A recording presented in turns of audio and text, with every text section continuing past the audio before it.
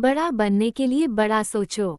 अत्यंत गरीब परिवार का एक बेरोजगार युवक नौकरी की तलाश में किसी दूसरे शहर जाने के लिए रेलगाड़ी से सफर कर रहा था। घर में कभी कभार ही सब्जी बनती थी, इसलिए उसने रास्ते में खाने के लिए सिर्फ रोटियां ही रखी थी।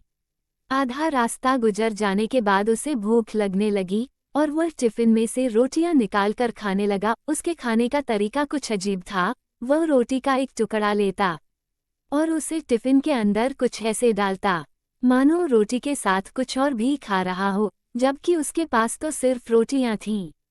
उसकी इस हरकत को आसपास के और दूसरे यात्री देखकर हैरान हो रहे थे। वह युवक हर बार रोटी का एक टुकड़ा लेता और झूठ-मूठ का टिफिन में डालता और खाता। सभी सोच रहे थे कि आखिर वह युवक ऐसा क्यों कर रहा था। आखिरकार एक व्यक्ति से रहा नहीं गया और उसने उससे पूछ ही लिया कि भैया, तुम ऐसा क्यों कर रहे हो? तुम्हारे पास सब्जी तो है ही नहीं, फिर रोटी के टुकड़े को हर बार खाली टिफिन में डालकर ऐसे खा रहे हो मानो उसमें सब्जी हो। तब उस युवक ने जवाब दिया, भैया, इस खाली ढक्कन में सब्जी नहीं है, लेकिन मैं अपने मन में ये सोचकर खा रहा हूँ कि इसमें बहुत सारा अचार है। मैं अचार के साथ रोटी खा रहा हूँ। फिर व्यक्ति ने पूछा, खाली ढक्कन में अचार सोचकर सूखी रोटी को खा रहे हो, तो क्या तुम्हें अचार का स्वाद आ रहा है? हाँ, बिल्कुल आ रहा है। मैं रोटी के साथ अचार सोचकर खा रहा हूँ और मुझे बहुत अच्छा भी लग रहा है, युवक ने जवाब दिया। उसके इस बात को आसपास के यात्रियों ने भी सुना और उन्हीं में से एक व्यक्ति बोला, जब सोचना ही था तो तुम अचार की जगह पर मटर पनीर सोचते, शाही गोभी सोचते। तुम्हें इनका स्वाद मिल जाता। तुम्हारे कहने के मुताबिक तुमने अचार सोचा तो अचार का स्वाद आया, तो और स्वादिष्ट चीजों के बारे में सोचते तो उनका स्वाद आता। सोचना ही था तो भला छोटा क्यों सोचे, तुम्हें तो बड़ा सोचना चाहिए था। संगति का असर। एक बार एक राजा शिकार के उद्देश्य से अपने काफिले के साथ किसी जंगल से गुजर रहा था।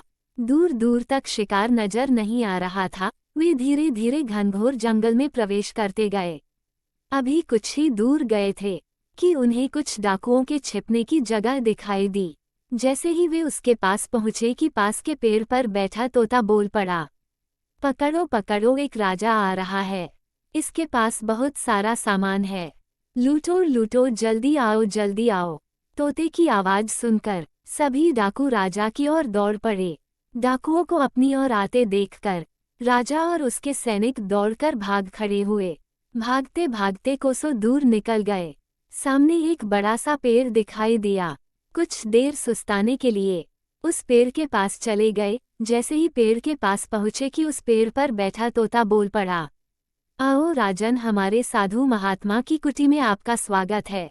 अंदर आइए, पानी पीजिए और विश्राम कर लीजिए। तोते की इस बात को सुनकर राजा हैरत में पड़ गया और सोचने लगा कि एक ही जाति के दो प्राणियों का व्यवहार इतना अलग अलग कैसे हो सकता है। राजा को कुछ समझ नहीं आ रहा था। वह तोते की बात मानकर अंदर साधु की कुटिया की ओर चला गया। साधु महात्मा को प्रणाम कर उनके समीप बैठ गया और अपनी सारी कहानी सुनाई और फिर धीरे से पूछा, ऋषिवर, इन दोनों तोतों के व्यवहार में आखिर इतना अंतर क्यों है? साधु महात्मा धैर्य से सारी बातें सुनी और बोले, ये कुछ नहीं राजन, बस संगति का असर है। डाकुओं के साथ रहकर तोता भी डाकुओं की तरह व्यवहार करने लगा है और उनकी ही भाषा बोलने लगा है। अर्थात जो जिस वातावरण में रहता है वह वैसा ही बन जाता है। कहने का तात्पर्य यह है कि मूर्ख भी विद्वानों के साथ रहकर विद्वान बन जाता है, और अगर विद्वान भी मूर्खों के संगत में रहता है तो उसके अंदर भी मूर्खता आ जाती है। इसलिए हमें संगति सोच समझकर करनी चाहिए।